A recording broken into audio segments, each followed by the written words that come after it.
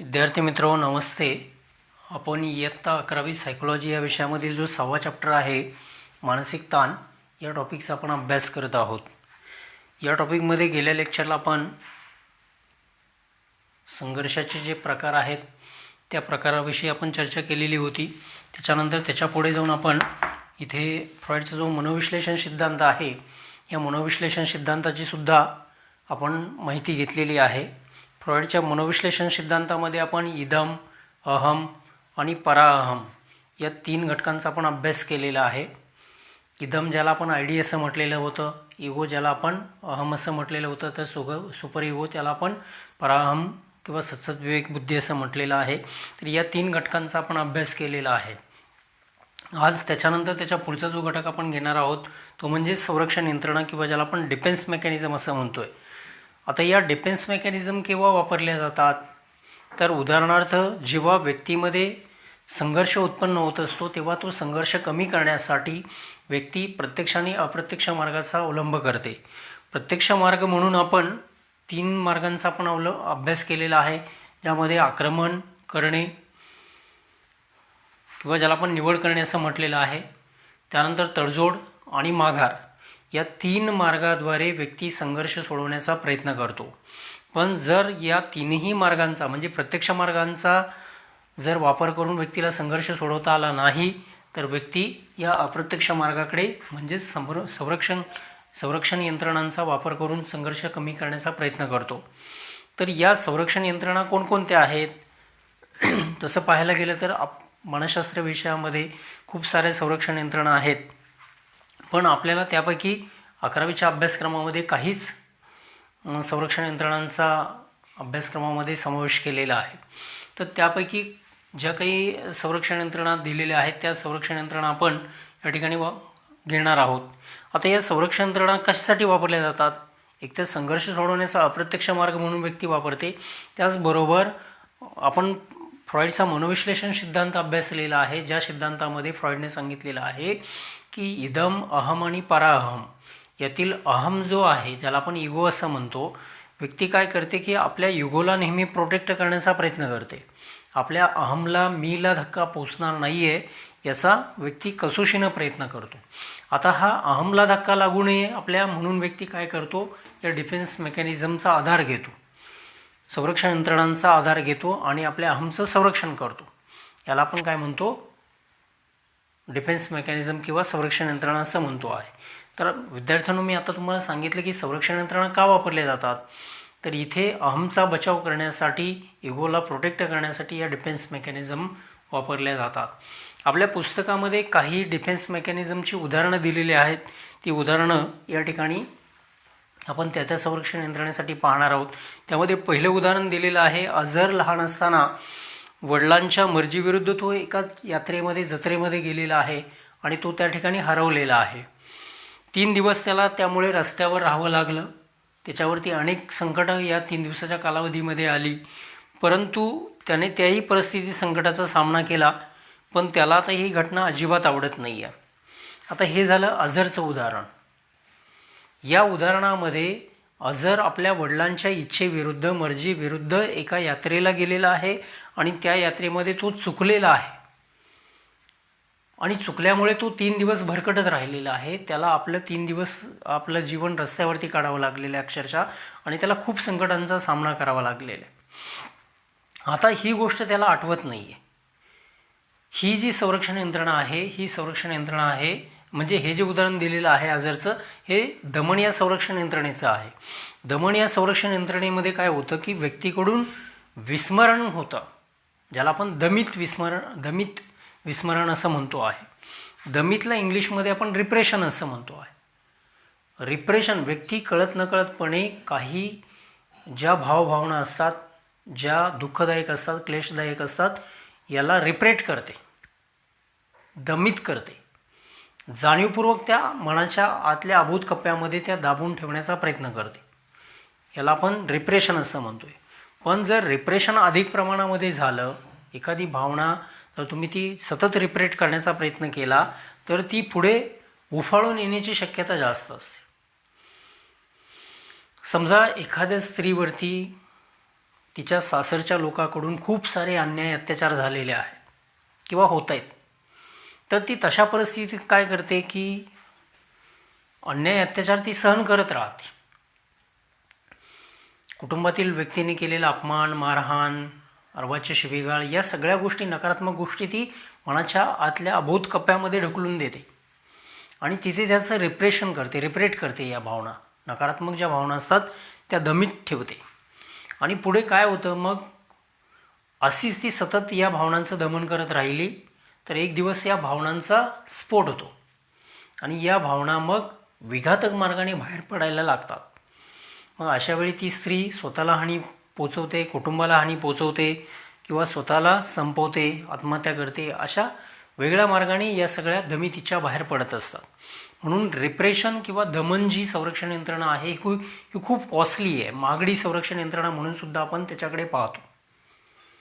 टिंबटिंब ही संरक्षण यंत्रणा अतिशय महागडी आहे, तर त्याचं उत्तर आहे दमन ही संरक्षण यंत्रणा सर्वात अधिक महागडी आहे, कॉस्टली आहे. कारण का, याच्यापासून झाला तर खूप वाईट दुष्परिणाम व्यक्तीसमोर येतो. त्यामुळे ही संरक्षण यंत्रणा घातक असलेली आपल्याला दिसून येते. इथे जे दमन केलेलं आहे, अझरच्या बाबतीमध्ये सुद्धा हेच झालेलं आहे. ॲक्च्युली जर नैसर्गिक विस्मरण असेल तर ते व्यक्तीला केव्हा ना केव्हा तरी परत आठवतं. समजा तुम्ही एखादी गोष्ट विसरला तर कालांतराने तुम्हाला ती आठवली जाते. त्याचं रिकॉलिंग करता तुम्ही, ती परत आठवण्याचा प्रयत्न करता, पुनरावहन होतं त्याचं तुमच्याकडून. पण या दमनाच्या बाबतीमध्ये असं होतं की एकदा विसरलेला व्यक्ती जाणीवपूर्वक अशा घटना विसरते आणि त्या परत व्यक्तीला कधीच आठवत नाही आहेत. याला आपण काय म्हणतो, रिप्रेशन किंवा दमन असं म्हणतो आहे. तर ही एक संरक्षण यंत्रणा या ठिकाणी दिलेली आहे. या संरक्षण यंत्रणेविषयी डॉक्टर सिगमंड फ्रॉइड या मनोविश्लेषण तज्ज्ञाने अधिक यावरती संशोधन केलेलं आहे. याच्यानंतर व्यक्ती आपल्या अबोध मनामध्ये, मानवी मनाच्या 3 अवस्था त्याने दिलेल्या आहेत, बोधावस्था, अबोधावस्था आणि अर्धबोधावस्था, ज्याला आपण कॉन्शियस, सबकॉन्शियस आणि अनकॉन्शियस असं म्हणतो आहे. तर यातील कॉन्शियस म्हणजे जाणीवेची अवस्था आहे, अनकॉन्शियस ही अबोध अवस्था आहे. फ्रॉइड असं म्हणतो आहे की व्यक्तीच्या जीवनामध्ये त्याला अनुभवाव्या लागणाऱ्या ज्या नकारात्मक भावना असतात, अनवॉन्टेड फिलिंग्स असतात, जसं की राग आहे, तिरस्कार आहे, अपमान आहे, त्याच्या वाटेला आलेला अपमान असेल, राग असेल किंवा दुःखद प्रसंग असतील, अपमान असेल, अशा सगळ्या गोष्टी काय करतो तो व्यक्ती आपल्या अबोधावस्थेमध्ये दाबून ठेवण्याचा प्रयत्न करतो. आणि इथे मग जसं एखाद्या बबलमध्ये आपण त्या बबलची जेवढी कॅपॅसिटी आहे तेवढीच आपण त्याच्यामध्ये एअर भरू शकतो, हवा भरू शकतो. पण जर त्याच्यामध्ये जास्त आपण हवा भरण्याचा त्या बबलमध्ये प्रयत्न केला तर तो बबल एक्सप्लोज होतो, तो फुगा फुटतो. तशाच पद्धतीनं आपल्या मानवी स्वभावाचं सुद्धा असंच आहे. एका विशिष्ट मर्यादेपर्यंत आपण अबोधावस्थेमध्ये आपले दमित विचार, भावना, वासना दाबून ठेवू शकतो.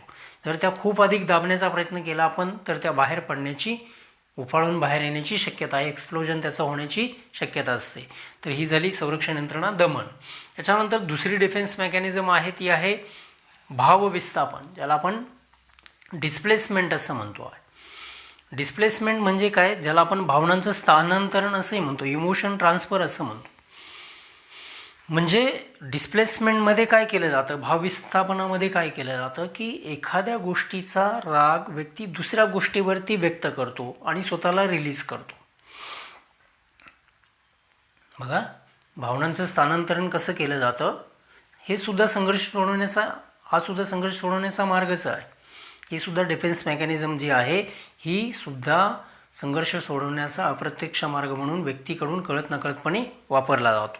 या संबंधीचं उदाहरण इथं पुस्तकामध्ये दिलेलं आहे. रॉबर्टला कार्यालयामध्ये वरिष्ठांनी ओरडा दिलेला आहे. वरिष्ठ अधिकारी त्याच्यावरती ओरडलेले आहेत. घरी येऊन त्याने क्षुल्लक चुकीसाठी आपल्या बायकोवरती आरडाओरडा केलेला आहे. बघा, इथं हे रॉबर्टचे जे उदाहरण दिलेलं आहे तेच उदाहरण आपण इथं सविस्तरपणे घेऊया. एखाद्या व्यक्तीला ऑफिसमध्ये जर बॉस रागवला तर तो राग व्यक्ती काय करतो, आपल्या बॉसला उलट प्रतिक्रिया देता येत नाही आहे, म्हणून हा राग काय केला जातो, आपल्या मनात साचवला जातो. आणि तो राग काय केला जातो, मग ऑफिसमध्ये बॉस रागवलेला तो राग घरी आल्यानंतर पत्नीनं वेळेवरती पाणी का दिलं नाही, वेळेवरती ब्रीफकेस का घेतली नाही आहे, वेळेवरती चहा का दिला नाही आहे, असं कोणतं ना कोणतं तरी कारण शोधून ऑफिसमधला बॉसचा राग त्या पत्नीवर काढला जातो. खरं तर ॲक्च्युली त्या पत्नीचा या बॉसच्या रागवण्याशी काहीच थेट संबंध नसतो. आपल्याला ऑफिसमध्ये बॉस रागवला, तो राग आपण आपल्या पत्नीवरती काढला. पत्नी आपल्या नवऱ्याला काही उलटसुलट प्रतिक्रिया देऊ शकत नाही, म्हणून तो नवऱ्याचा राग काय करते, पुढे जाऊन आपल्या मुलांवरती काढते. मुलं कुठेतरी बाहेर खेळायला गेलेली असतात, मुलांना घरी बोलावून घेते, अभ्यास करत नाही, खूप वेळ खेळता का म्हणून ती मारहाण करेल. मुलं आपल्या आईला उलट प्रतिक्रिया देऊ शकत नाही आहेत, म्हणून मुलं आपला राग काय करतात, खेळण्यांची तोडफोड करून व्यक्त करतात. म्हणजे संबंधित प्रसंगाकडून असंबंधित प्रसंगाकडे जाण्याचं काम या डिस्प्लेसमेंट मेकॅनिझममध्ये, संरक्षण यंत्रणेमध्ये केलं जातं. ज्या गोष्टीचा काही संबंधच नाही आहे अशा असंबंधित गोष्टीकडे व्यक्ती आपला राग डायव्हर्ट करत असते. ऑफिसमध्ये बॉस रागवला, तो राग घरी आल्यावर पत्नीवर काढला, पत्नीने तो राग आपल्या मुलांवरती काढला, मुलाने आपला राग आपल्या खेळण्यांवरती काढला. म्हणजे बघा, ऑफिसमध्ये बॉस रागवला, बॉसला उलटसुलट काही प्रतिक्रिया आपल्याला देता येत नाही, म्हणून तो राग पत्नीवरती काढला, पत्नीवरती आरडाओरडा केला. पत्नीने तो राग मुलांना मारहाण करून तो राग काढला. मुलांनी आपला राग खेळणी तोडून काढला, खेळणी भिरकावून देऊन हा राग व्यक्त केला. म्हणजे अशा पद्धतीनं व्यक्ती काय करतो, भावविस्थापनामध्ये स्वतःला रिलीज करण्याचा प्रयत्न करतो. एका गोष्टीमध्ये आलेला जो राग आहे, ॲग्रेसनेस आहे, तो दुसऱ्या गोष्टीतून व्यक्ती रिलीज करण्याचा प्रयत्न करतो. याला आपण डिस्प्लेसमेंट किंवा भावविस्थापन असं आपण म्हणतो आहे. याच्यानंतर तिसरी जी संरक्षण यंत्रणा आहे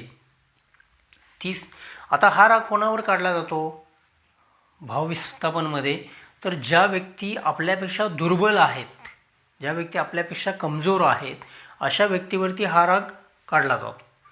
बॉस स्ट्रॉंग आहे, बॉस काय करतो, आपल्यावर राग काढतो. आपण स्ट्रॉंग असतो, आपल्यापेक्षा पत्नी दुर्बल असते, आपण तिच्यावरती तो राग. पत्नीपेक्षा मुलं कमजोर असतात, दुर्बल असतात, पत्नी मुलांवरती राग काढते. अशा पद्धतीनं व्यक्ती काय करतो की दुर्बल व्यक्तीवरती हा राग काढण्याचा प्रयत्न करतो आणि त्याद्वारे स्वतःला रिलीज करण्याचा प्रयत्न करतो. तर हे झालं या दुसऱ्या संरक्षण यंत्रणेचं उदाहरण, ज्याला आपण डिस्प्लेसमेंट किंवा भावविस्थापन असं म्हटलेलं आहे. त्याच्यानंतर तिसरी जी संरक्षण यंत्रणा आहे ती आहे प्रोजेक्शन किंवा ज्याला आपण प्रक्षेपण असं म्हणतो. आता प्रक्षेपण संदर्भामध्ये इथं प्रीतमचं उदाहरण दिलेलं आहे. प्रीतमला त्याच्या वरिष्ठ अधिकाऱ्याबद्दल राग आहे, पण प्रीतम हे नाकारतो आणि तो म्हणतो की त्याच्या वरिष्ठ अधिकाऱ्यालाच त्याच्याबद्दल राग आहे. बघा, प्रोजेक्शन म्हणजे दुसऱ्यावरती आरोप करणं, इतरावरती आरोप करणं. प्रीतमला बॉसचा राग आहे, मग तो काय करतो, तो ते असं म्हणत नाही की माझा बॉसवरती राग आहे, तो असं म्हणतो की बॉसलाच मी आवडत नाही, बॉसचाच माझ्यावरती राग असतो. म्हणजे अशा पद्धतीनं स्वतःवरचे आरोप दुसऱ्यावरती टाकून व्यक्ती जेव्हा नामानिराळा होतो, मोकळा होतो, त्याला आपण प्रोजेक्शन किंवा प्रक्षेपण असं म्हणतो. इथे एक उदाहरण दिलेलं आहे प्रक्षेपणासंदर्भामध्ये. उदाहरणार्थ, एखादा मुलगा परीक्षेमध्ये नापास झाला, तर नापास झाल्यामुळे त्याची जी मानहानी होणार असते, अपमान हेटाळणी होणार असते लोकांकडून, ती टाळण्यासाठी तो काय म्हणतो की मी नापास झालो नसतो, पण ऐन परीक्षेच्या काळात मी आजारी पडलो, त्यामुळे मी नापास झालो. म्हणजे आपल्याला आलेलं अपयश लपवण्यासाठी व्यक्ती दुसऱ्या गोष्टीवरती तो आरोप टाकतो. याला आपण प्रोजेक्शन किंवा प्रक्षेपण असं म्हणतो. प्रोजेक्शनमध्ये उदाहरणार्थ दुसरं उदाहरण या ठिकाणी आपल्याला देता येऊ शकेल. एखादा विद्यार्थी परीक्षेमध्ये नापास झाला, तर तो म्हणतो की इंग्लिशमध्ये मी नापास का झालो, तर पेपर खूपच कठीण होते यावर्षी. किंवा एखादा विद्यार्थी असा म्हणेल की मी 12वी नापास का झालो, तर प्रश्नपत्रिकेमध्ये, बोर्डाच्या प्रश्नपत्रिकेमध्ये आउट ऑफ सिलेबसवरचे खूप प्रश्न विचारले गेले होते, त्यामुळे मी नापास झालो. ॲक्च्युली आउट ऑफ सिलेबसमधले प्रश्न विचारले जाऊ शकत नाही आहेत, पण तरीसुद्धा हा विद्यार्थी काय करतो की लोकांना आपण आहे, आपण अभ्यासू नाही आहोत, आपला जो लोकांना आपण 12वी नापास झालो आहे हे सांगून जो अपमान होणार आहे तो टाळण्यासाठी, त्यापासून बचाव करण्यासाठी हा मुलगा काय करतो, धादांत खोटे बोलतो आणि तो आरोप आपल्या शिक्षकांवरती शिकवलं नाही असं म्हणून करतो, किंवा परीक्षेमध्ये प्रश्नच आउट ऑफ सिलेबस होते असं सांगून तो वेळ मारून नेण्याचा प्रयत्न करतो. तर विद्यार्थी मित्र हो, अशा पद्धतीनं आज आपण 3 संरक्षण यंत्रणांचा अभ्यास केलेला आहे. दमन, भाव विस्थापन आणि प्रक्षेपण. याच्या पुढच्या संरक्षण यंत्रणा आपण या पुढच्या तासाला पाहतोय. धन्यवाद.